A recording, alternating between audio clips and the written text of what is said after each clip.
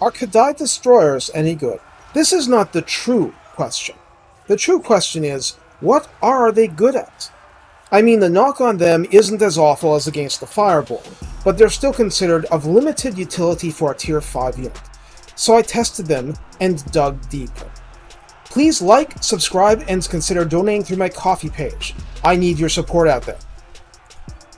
What this footage showed me, skipping swordsmen and going straight to great swords that actually had a shot at actually damaging them.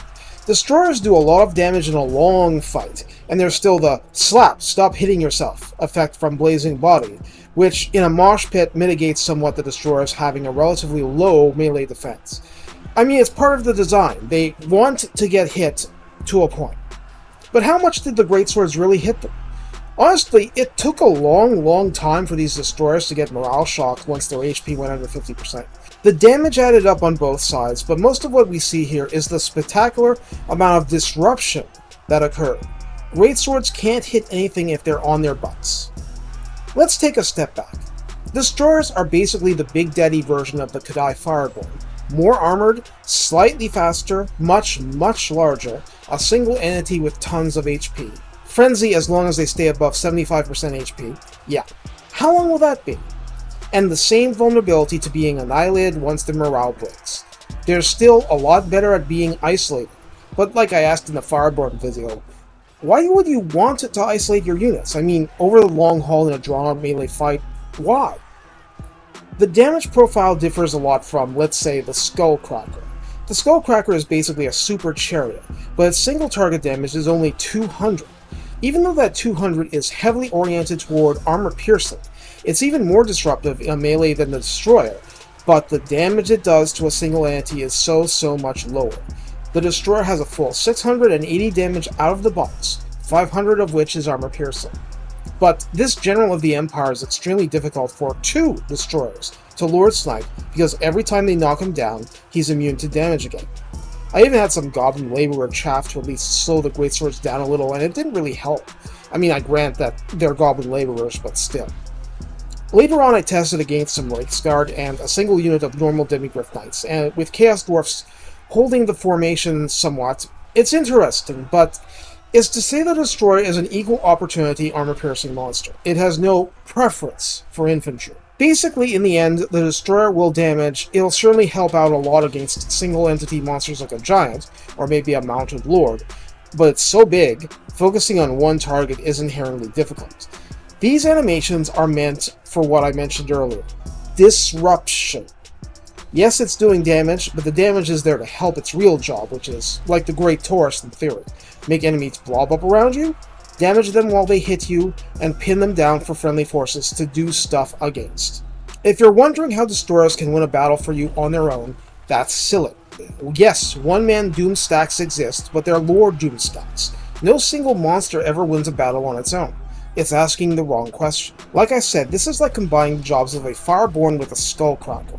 The Destroyer won't run over infantry like the Skullcracker engine of Doom, but it will toss them around, blast them into the air, and so on and so forth.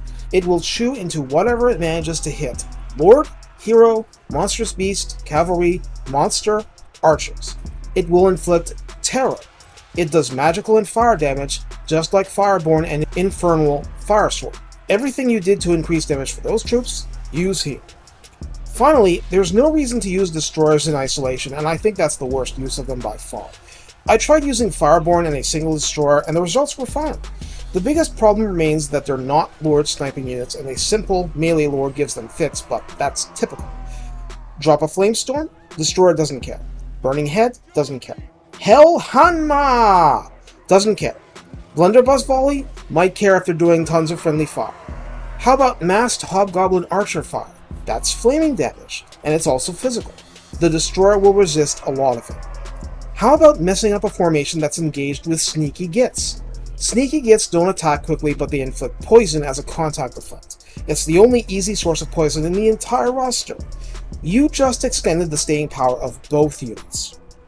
Finally, without going through the Hellforge upgrades, the tech tree gives Fireborn and Destroyers the ability to inflict Flammable as a contact effect, just like your Demon Smith and Sorcerer Prophet pistols do.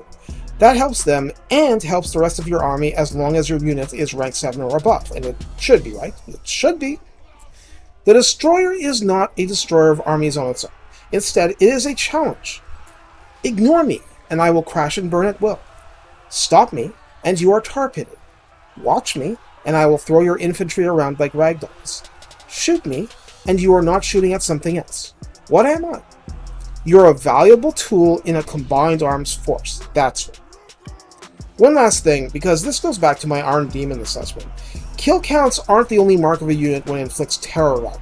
Terror makes battles that should be harder look easy. I'm not sure how I'd rate the Destroyer as a chase the enemy down unit, but Iron Demons and Skullcrackers kind of suck at it. If this was basketball, I'd say we need to pay attention to rebounds and assists, not just the points you score. It's the total value to the entire battle that really matters. Take care, and have fun out there.